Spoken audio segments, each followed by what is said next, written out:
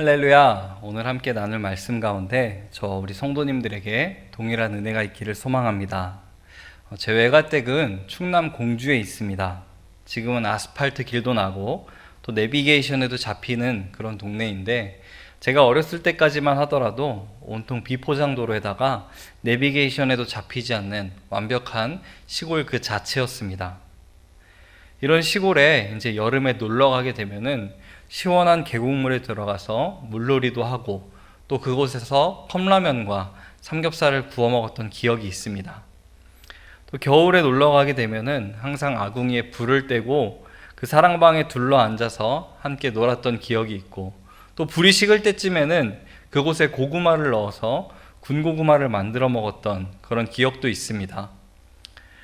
이렇게 외가댁에 가게 되면은 도시에서는 볼 수 없었고 할 수 없었던 일들을 많이 보고 할 수 있었는데, 그 중에서 즐거운 기억으로 남는 것 중 하나가 있습니다.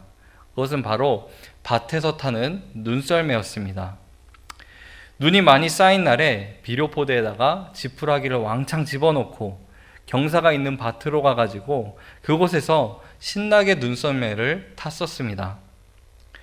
처음 썰매를 탈 때에는 눈이 다 젖어 있지 않아서 시원시원하게 내려가지 못했지만, 한번 지나가서 이제 썰매길이 만들어진 이후에는 그 썰매길을 이 사람도 타고 또 저 사람도 타고 하다 보면서 더 단단해지고 더 다져지게 되어서 더 빠른 속도를 내고 신나게 썰매를 탈 수 있었습니다.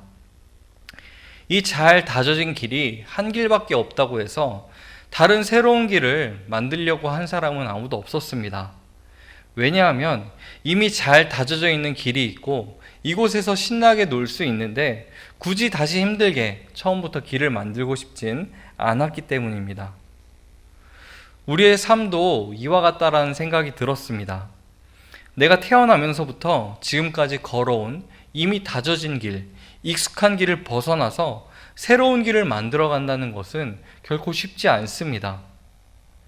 우리가 예수님을 믿었다고 해서 삶이 180도 갑자기 확 바뀌지 않는 것은 이전까지 우리가 살아오면서 다져지고 익숙해져 있는 내 삶이 있기 때문입니다. 이 땅에서의 삶이 너무나 완벽하게 다져지고 자신이 정해놓은 패턴에 익숙해져 있는 한 청년이 있었습니다. 이 청년은 돈이 정말 많았습니다. 그러나 그렇다고 해서 결코 교만하지 않았고 방탕하지 않았고 의롭게 살고자 하는 종교적 열심이 있는 그런 청년이었습니다. 너무나 완벽해 보이는 이 청년에게 한 가지 걱정이 있었습니다. 그것은 바로 영생에 대한 확신, 구원에 대한 확신이 그에게 없었습니다. 그렇게 의롭게 살고자 하는 종교적 열심을 가지고 있었음에도 불구하고 그에게는 구원에 대한 확신이 없었습니다. 그래서 그는 예수님을 찾아가서 물어보았습니다. 선생님, 내가 무엇을 해야 영생을 얻을 수 있을까요? 내가 무슨 선한 일을 해야 영생을 얻을 수 있을까요? 예수님이 이 땅에서 사역하시는 동안 정말 많은 기적을 보여주셨습니다. 예수님이 베풀어 주시는 그 기적을 보고 그저 놀라기만 하는 사람들도 있고, 또 자신에게도 기적을 베풀어 달라는 사람들도 있었습니다.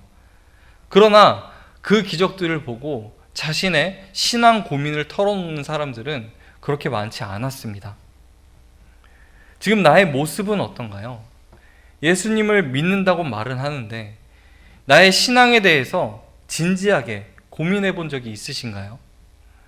진짜 예수를 믿으면은 구원을 받을 수 있는 것인지, 그렇다면은 내가 믿는다고 말은 하는데 정말 믿는다는 것이 무엇인지, 이런 질문에 대해서 진지하게 고민해 본 적이 있으신가요? 우리에게는 이런 고민들이 필요합니다. 그리고 그 고민들 가운데 우리는 말씀 앞으로 나아가야 합니다. 그 고민들 가운데 우리는 주님께 계속 물어보아야 합니다. 단순히 예수님께 예수님 나 복 좀 주세요. 내 삶에 이런 문제가 있는데 이 문제들 좀 해결해 주세요. 예수님 앞에 나아가서 이것만 구하고 있진 않으신가요? 예수님께 이렇게 구하는 것이 잘못되었다고 말하는 것은 결코 아닙니다. 다만 이것보다 더 중요한 것이 우리가 무엇을 믿고 우리가 어디를 향해 나아가고 있는지, 고민하고 생각하고 그것을 주님께 묻는 것이 더 중요하다는 것입니다. 자신의 신앙 고민을 가지고 예수님께 나아간 이 부자 청년에게 예수님은 당시 대제사장들이나 바리새인들이 해줄 법한 이야기를 그 청년에게 해주었습니다. 네가 생명에 들어가려면은 계명들을 잘 지켜야 된다. 살인하지 말고, 간음하지 말고, 도둑질하지 말고, 거짓 증언하지 말고, 내 부모를 공경하고 내 이웃을 내 자신과 같이 사랑하거라. 아마 예수님께서 하신 이 대답에 이미 떨어져 나간 사람들도 있을 것입니다. 그런데 그 부자 청년은 내가 어려서부터 이것들 다 잘 지켰습니다. 근데 나에게 아직도 무엇이 부족합니까? 이렇게 당당하게 대답을 합니다.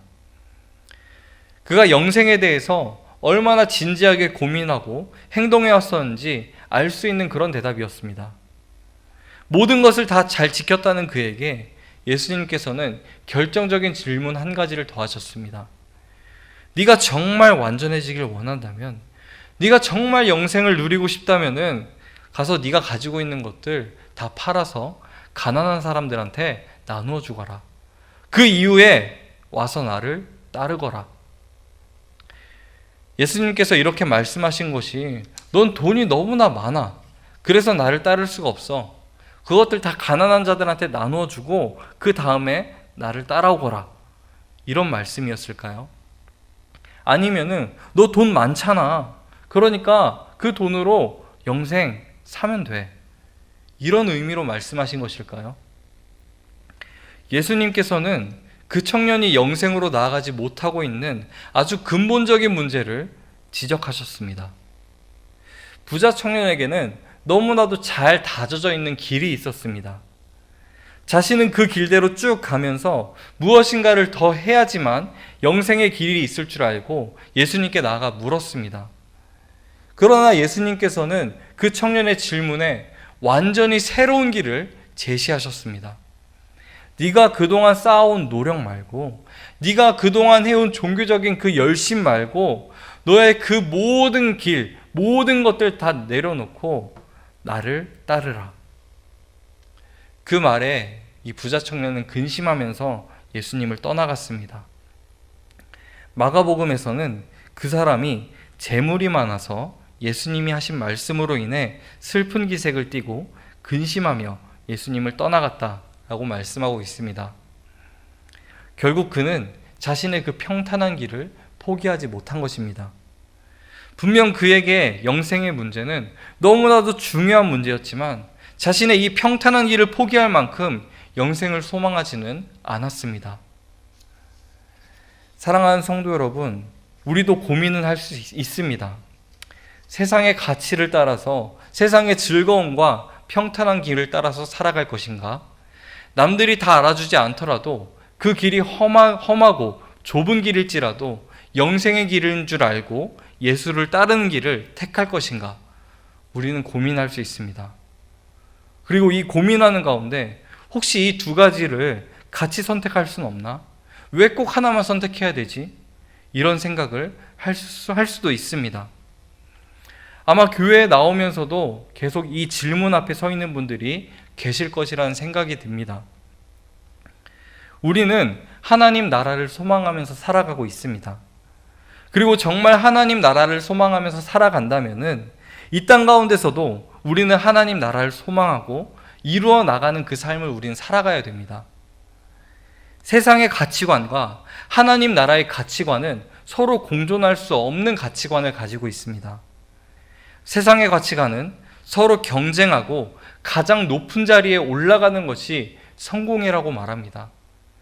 하지만 하나님 나라의 가치관은 심령이 가난한 자, 애통하는 자, 온유하는 자, 의에 줄이고 목마른 자, 긍휼히 여기는 자, 마음이 청결한 자, 화평케 하는 자, 의를 위하여 박해를 받는 자들이 함께하는 곳입니다.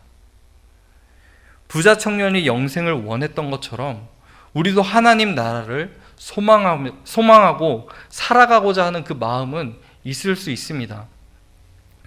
하지만 부자 청년은 자신이 잘 다져놓은 그 길을 포기하지 못했습니다. 영생을 원하긴 했지만 그렇게까지 하고 싶지는 않았던 것입니다.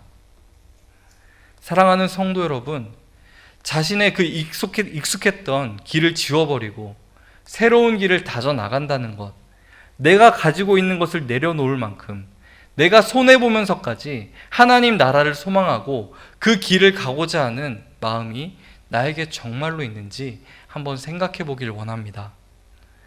하나님의 나라는 우리의 어떤 노력이나 힘에 의해서 들어가는 곳이 아니라 오직 하나님의 은혜로 들어가는 곳입니다. 이것을 만약 부자 청년이 깨달아 알았다면은, 주님, 내가 무엇을 더 해야 영생을 얻을 수 있을까요? 내가 무엇을 더 해야 하나님 나라에 들어갈 수 있을까요? 이렇게 질문하지 않았을 것입니다. 주님, 나에게 은혜를 베풀어 주세요. 내가 이렇게까지 했는데 내 힘으로 할 수 없다는 거 저 알았습니다.